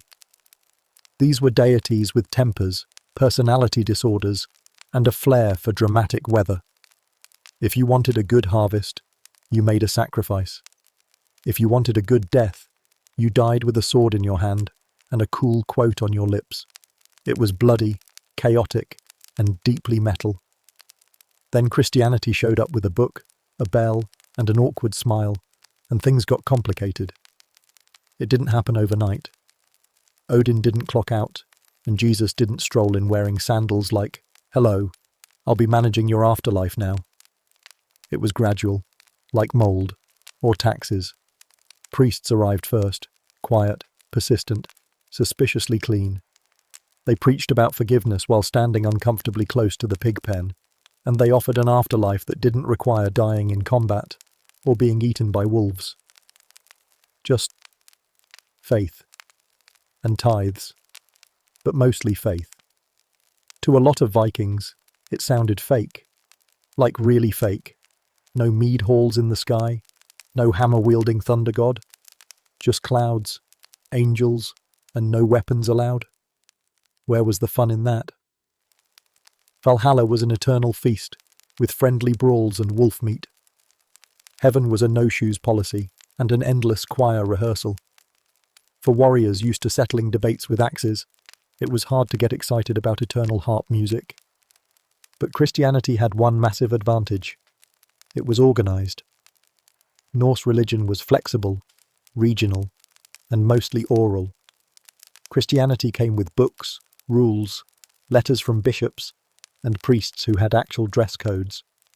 It offered structure, community, a belief system that said, you don't need to bleed on a stone altar for love. For peasants exhausted by farming and frostbite, that was tempting. Eternal salvation in exchange for obedience?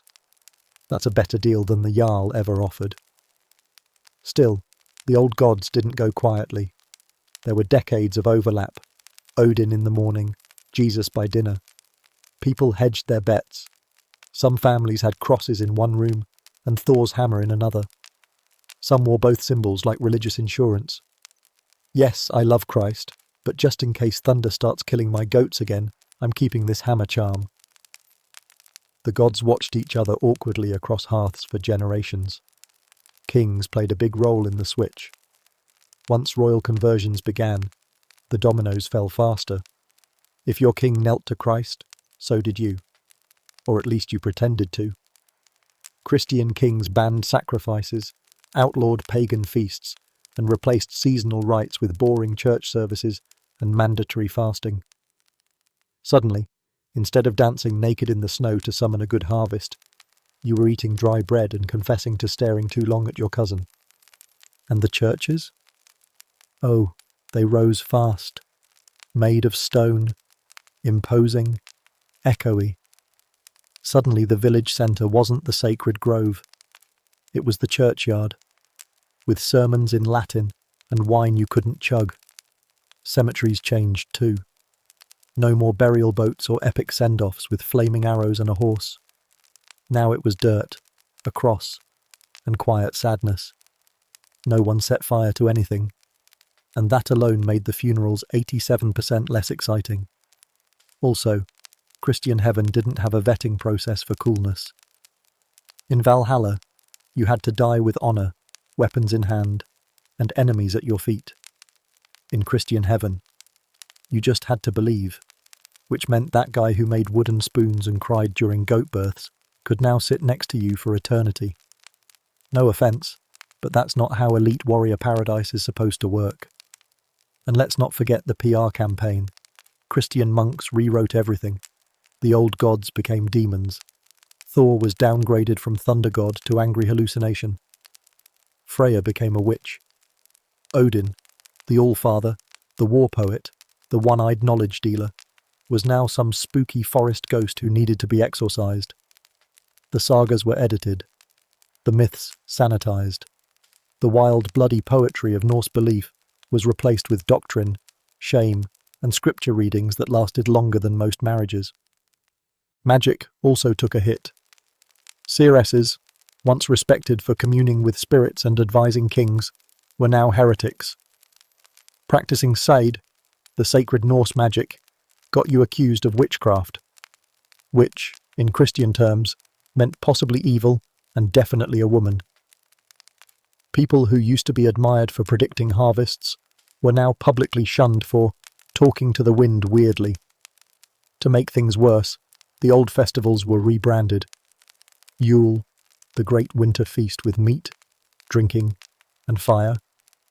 Now it was Christmas, with baby Jesus, passive-aggressive hymns, and no goat sacrifices.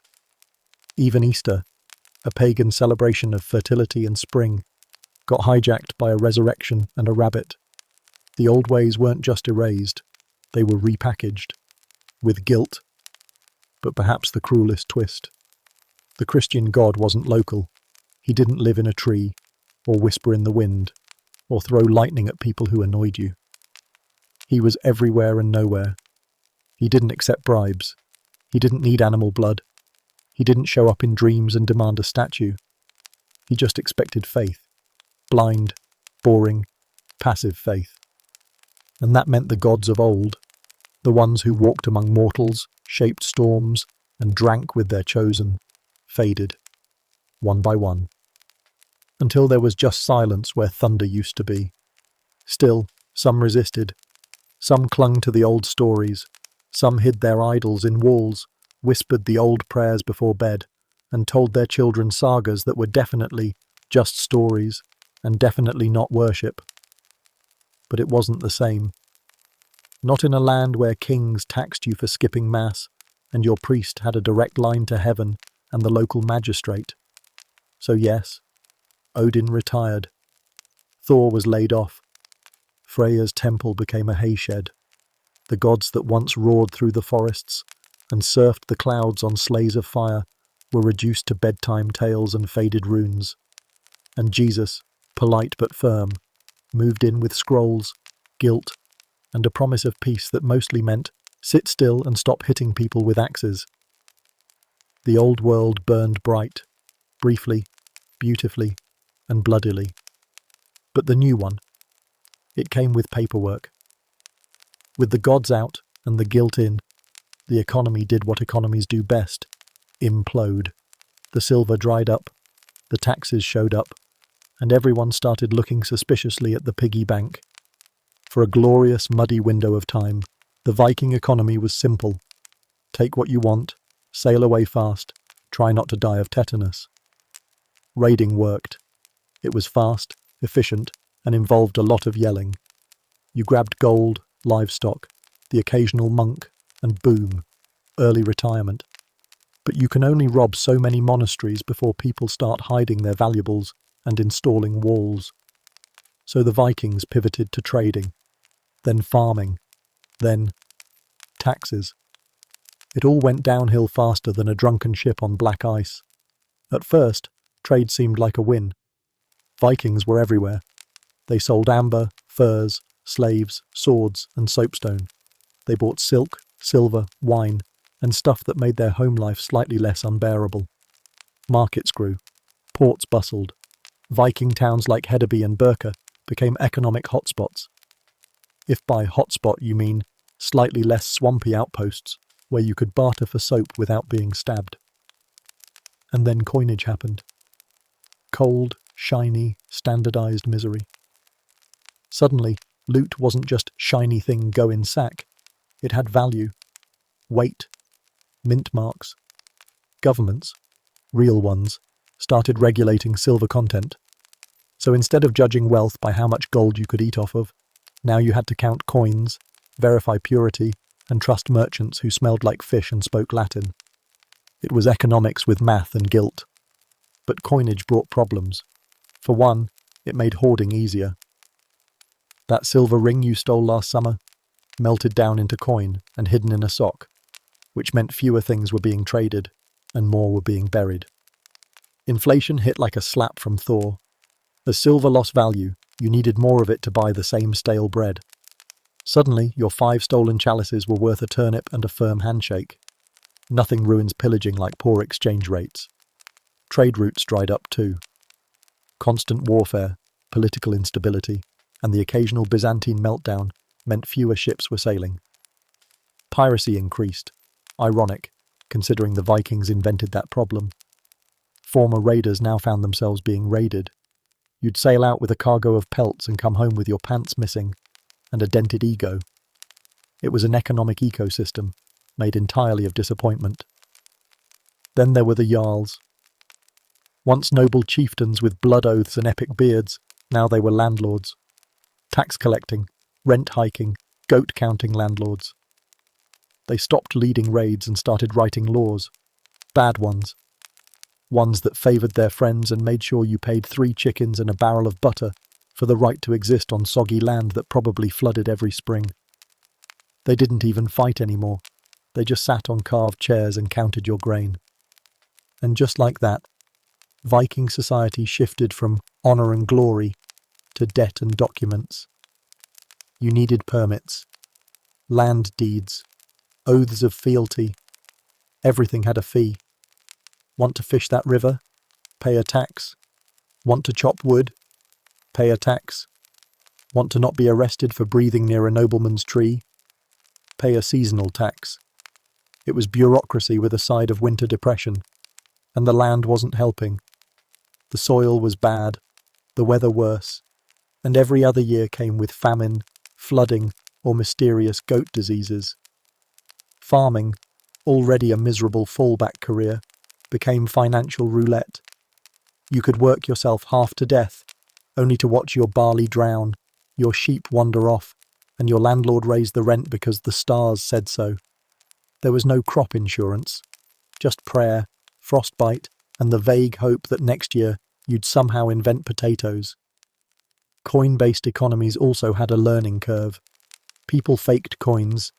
Some even minted their own. Poorly. There were Viking markets flooded with shaved silver, lead-filled rings, and coins stamped with designs that looked suspiciously like a drunk walrus had carved them.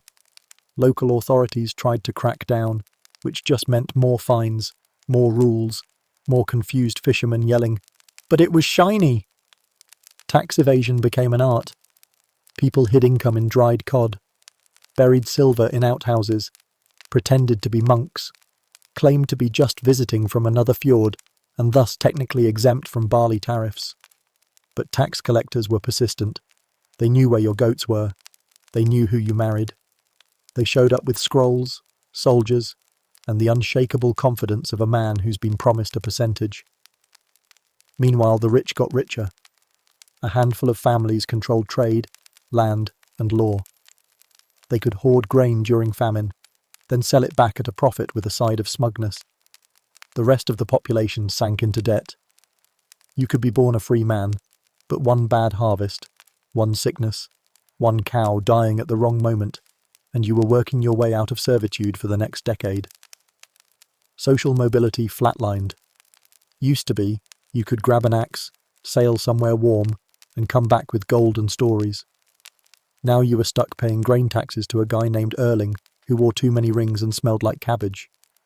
Upward mobility meant maybe getting a slightly less drafty shack, or a third spoon, or the right to argue with the village reeve without being fined for insolence. Bartering made a comeback, not out of nostalgia, but desperation. People traded tools for food, cloaks for fish, chickens for medicine. Coins lost their luster when no one could agree what they were worth. The economy devolved into survival mode, and nothing screams economic prosperity like selling your last goat to afford next week's mouldy cheese. At some point, the spirit broke. Vikings, once feared, wild, impossible to stop, became cautious, domestic, almost respectable. They wore tunics, filled out ledgers, and sent polite letters requesting trade discounts. The age of bold raiders was replaced by the age of sad accountants, with weathered hands and tax anxiety. It was the end of the gold lust era, the beginning of the receipt pile. So yes, the Viking economy didn't just collapse, it deflated, soured, and mutated into the same dull feudal system that crushed everyone else. The longboat had capsized, and nobody could afford to fix it. And just when things couldn't get worse, the sky got colder, the land got wetter, and winter decided to move in permanently. Time to meet the villain of the Viking finale: climate. You'd think after surviving raiding, religious collapse, and economic betrayal, the Vikings might get a break. Maybe a warm summer, a successful barley harvest, a goat that doesn't look at them with disappointment. Nope. Enter climate change. Not the modern kind, but the nature goes full passive-aggressive version. Around 1300, the planet slipped into the early stages of the Little Ice Age, and the weather turned on humanity like an ex with a grudge. The Vikings, already wobbling, were about to slip on a patch of global frost and fall face first into centuries of wet suffering. Winters got longer, colder, meaner. It wasn't charming snowflakes and cozy firelight. It was sleet in May, hail in July, and winds that sounded like the gods were done pretending to care. Crops failed. Rain became a full-time lifestyle. Rivers flooded. Soil turned stubborn. You couldn't grow barley, you couldn't dry hay, and even the goats started looking for warmer climates and better management. The wet didn't stop. It clung. It seeped. It took up residence in your bones and your roof and your bread. Seasons blurred into one long, damp sigh. Roofs leaked. Food rotted. Mold became a dietary category. Farming, already a thankless punishment, became survival roulette. Every spring, people planted with desperate optimism. Every harvest, they looked at the sky and wondered if Odin was ghosting them or if Jesus was just bad at weather logistics. And then there was Greenland. Oh, Greenland. The cold joke that went too far. Settled in the late 900s by adventurous masochists, it was pitched by Eric the Red as a rugged Nordic paradise. He named it Greenland to lure people there, which remains one of history's most aggressive acts of false advertising. What they got was a rock collection with mood swings. But for centuries, the Vikings persisted, farming, trading, and pretending this icy wilderness was totally sustainable. It wasn't. Sea ice thickened. Trade routes froze over. The short growing season got even shorter. Livestock froze while standing up. Even the fish, once plentiful and willing to cooperate, stopped showing up. Seals, a crucial food and fur source, moved farther south, away from humans and their nonsense. The people tried everything. Smaller herds, different crops, more prayers, fewer goats named after gods. But nothing worked. The weather turned feral, and the colony slowly unravelled. Desperation set in.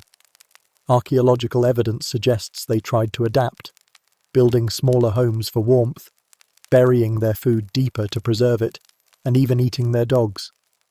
Yes, the last warm friend you had could become lunch by winter's end. Still, no help came. No ships, no relief. Just silence. Greenland faded like a poorly remembered saga. Cold, quiet, forgotten. 1,000 souls reduced to rumours and frozen bones under permafrost. Back home, things weren't better. Norway and Iceland were drowning in their own weather systems. Snow arrived early and stayed for dinner. The sun began ghosting entire months. Famines came in waves. People dug through ice to find their root cellars and occasionally their missing relatives. In some regions, you could measure despair by the number of people who gave up and started eating leather shoes. Stew got weird. The sagas don't lie. They just skip the sad parts. There's no poem about watching your potatoes freeze into rocks or burying 3 children and a cow in 1 week. No epic tale titled, "And then it rained for 4 months straight, and everyone got toe fungus."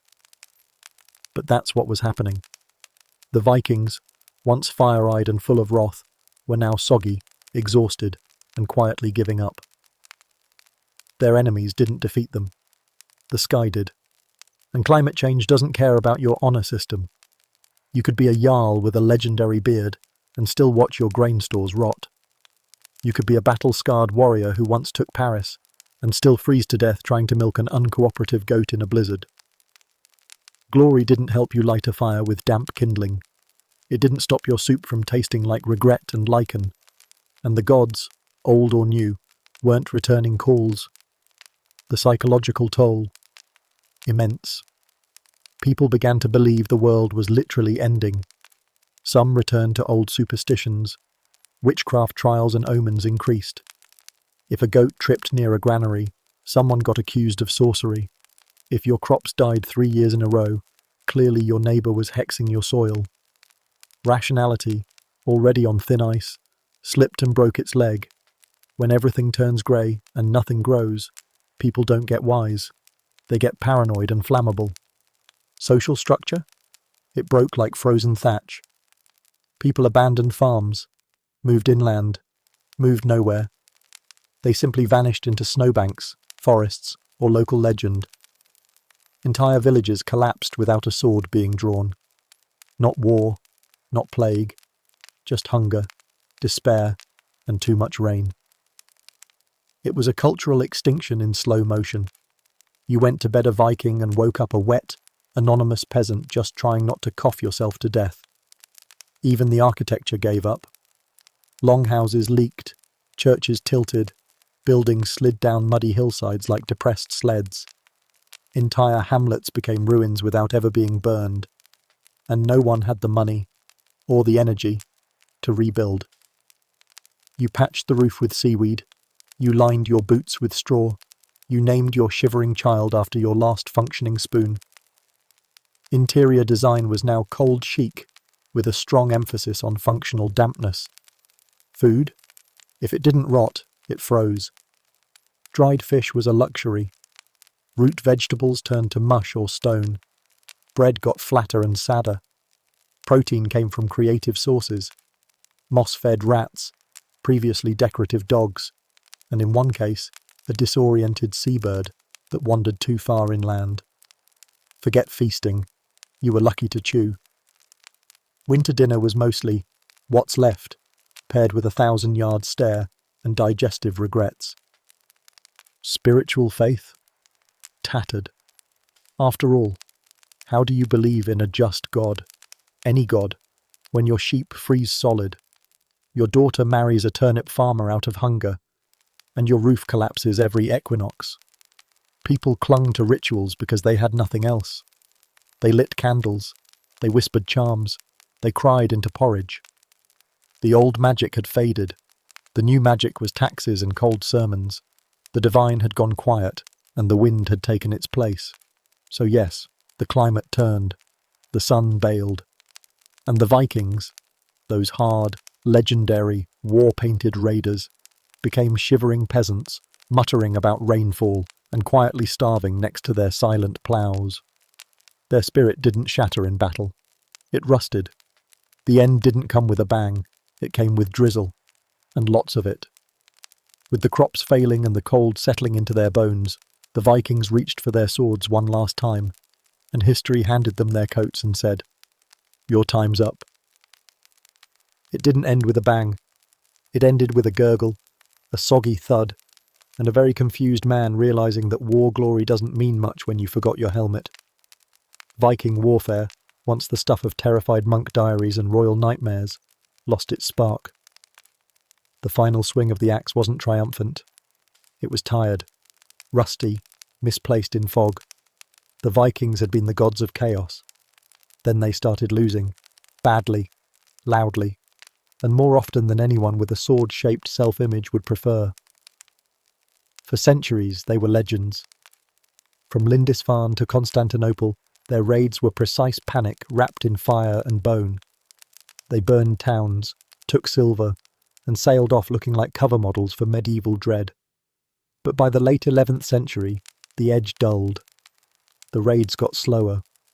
Defenders got smarter. Cities built walls. Soldiers drilled. And the Vikings, they got stuck in a loop of nostalgia and poor planning. Enter Stamford Bridge, 1066, the last hurrah. The swan song. Viking retirement, sponsored by sword wounds and bad timing. King Harold Hardrada, a man who had once stormed castles, hired out as a Byzantine mercenary, and probably wrestled bears for fun, decided to invade England. Again. Because what better way to deal with ageing and political insecurity than dragging 10,000 men across the sea for one last shot at greatness? It started with confidence. Harold landed in northern England, trashed a few towns, demanded allegiance, and expected another quick win. Then King Harold Godwinson of England ruined everything by doing cardio. He force-marched his army nearly 190 miles in under a week and ambushed the Norwegians near Stamford Bridge. Surprise!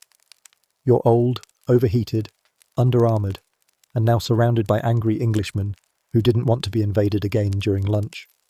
The battle was brutal, legendary, yes, but for the wrong reasons. The Vikings weren't ready. Many didn't even have their full armour. It was still on the boats. Casual Friday meets battlefield execution. There are tales of one lone Viking holding the bridge like a medieval action figure, swinging wildly and delaying the English advance.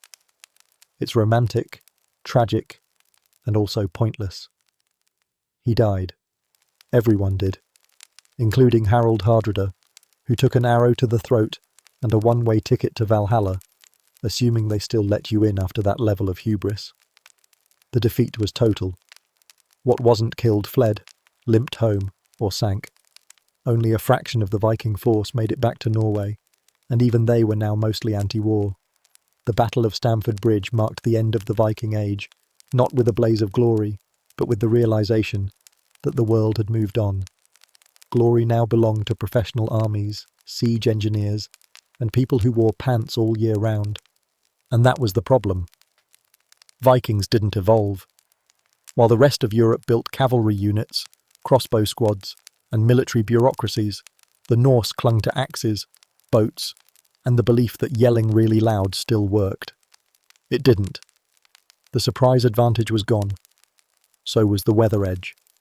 And once England became a Norman fortress state, there were fewer easy targets and way more guys with horses. It wasn't just Stamford Bridge. Viking military attempts fizzled all over. Attempts to hold land in Ireland collapsed. The Isle of Man turned into a political hot potato. Scottish coastlines hardened. Even the Slavic regions stopped rolling over and started fortifying. The age of raiders gave way to the age of rulers. And rulers demanded taxes, not pillaging. No one feared the longships anymore. They saw them coming and prepped their archers. Meanwhile, Viking leaders stopped leading from the front. They became kings, dukes, earls, which meant they now had laws to follow, debts to manage, and dinner parties to host. Waging war wasn't a spiritual act of proving your manhood. It was a budget item. And axes don't balance spreadsheets. Even the mythology lost its edge. Dying in battle used to be a one-way trip to Valhalla, where you'd drink with Odin and fight all day in preparation for Ragnarok. Now, dying in battle just meant getting buried in wet turf while your cousin argued about your fishing rights. The cultural incentive to die gloriously faded once it became clear no one had the energy, or the cows, to host proper funerals anymore. And let's not forget the gear. Once intimidating, now outdated. Chainmail was nice, but knights had full plate. Round shields got split by crossbow bolts. Viking swords, once symbols of honour, now looked like expensive butter knives, next to a Norman lance charge. The battlefield had changed, and the Vikings showed up late, confused and underdressed. The remaining Viking forces shifted to defence. No more conquering, just holding on to what little they had left. Iceland wasn't launching invasions. They were discussing trade quotas and whether or not their sheep were depressed. Norway settled into monarchy. Denmark turned inward, and Sweden realised Russia was a lot colder than they'd hoped. And for those who survived Stamford Bridge or the other final flops of Viking warfare, they didn't come home as heroes. They came home as cautionary tales. The village remembered you, sure, but only to whisper about how you left a dozen men behind because someone forgot to pack enough boots. Their stories didn't make it into sagas. Their grandkids became farmers. No one named their kid after you. Your sword went into the barn. The legend didn't die, it just changed genre. From action to historical drama, from blood-stained to footnoted. Viking battle glory was now bedtime story material, the kind that starts with once, long ago, and ends with, and then they all died badly. The world didn't need raiders anymore. It needed rulers, diplomats, middle managers. And if that isn't a cruel twist for axe-wielding berserkers, what is? So yes, the final swing of the axe wasn't a clash of thunder and fate. It was a wet thunk in a bog, followed by the awkward realization that you brought a sword to a feudal chess match. The age of raiders ended, not in defeat, but in slow, grey irrelevance. No more burning villages, no more gold, just longboats turning to driftwood, and sagas no one finished writing. One last battle, one last death song, and 1,000 broken dreams later. We arrive at the big question. Why did it suck so hard to be a Viking at the end? Let's pull no punches. Let's be honest. The Viking myth is incredibly cool. Horned helmets, which they never wore. Ships cutting through sea mist. Axes slicing through history like butter. A pantheon of gods who loved war, mead, and poetic irony. You, the viewer, the dreamer, might imagine being born in those times and thinking, I'd be a legend. You wouldn't. You'd be dead. Probably in a ditch. Maybe with a goat hoof in your mouth. Because here's the final verdict. Being a Viking sucked. Especially in the end. You weren't a storm-forged warrior touched by Odin. You were a frostbitten peasant named Ulf with 2 teeth, a limp from birth, and a suspicious mole that looked more vengeful each winter. Your axe wasn't enchanted. It was rusted and bent from hitting too many rocks while trying to kill a cabbage thief. You didn't speak in riddles. You mostly muttered about mud and taxes. The myth says glory. The truth says gout. By the time the Viking Age wheezed into its final century, nobody was raiding. Nobody was feasting in mead halls under golden torchlight. You were living in a house made of moss, sticks, and dreams you no longer had. You were cold. You were wet. You were the first draft of seasonal depression. The Viking economy? Gone. The silver was gone. The trade routes? Dried up or frozen shut. The longships? Rotted. The only thing still circulating was dysentery and a rumour that someone in the next village might have grain. You didn't count treasure. You counted rats, some of which were dinner, some of which fought back. The epic romance of Viking life boiled down to daily logistics. Could you get the fire lit? Could you keep the goat from freezing? Could you convince your one surviving child not to marry their cousin just for meat access? Could you survive another week of soup made entirely from regrets and the one onion you found behind the barn? And health? No. Stop right there. You didn't have it.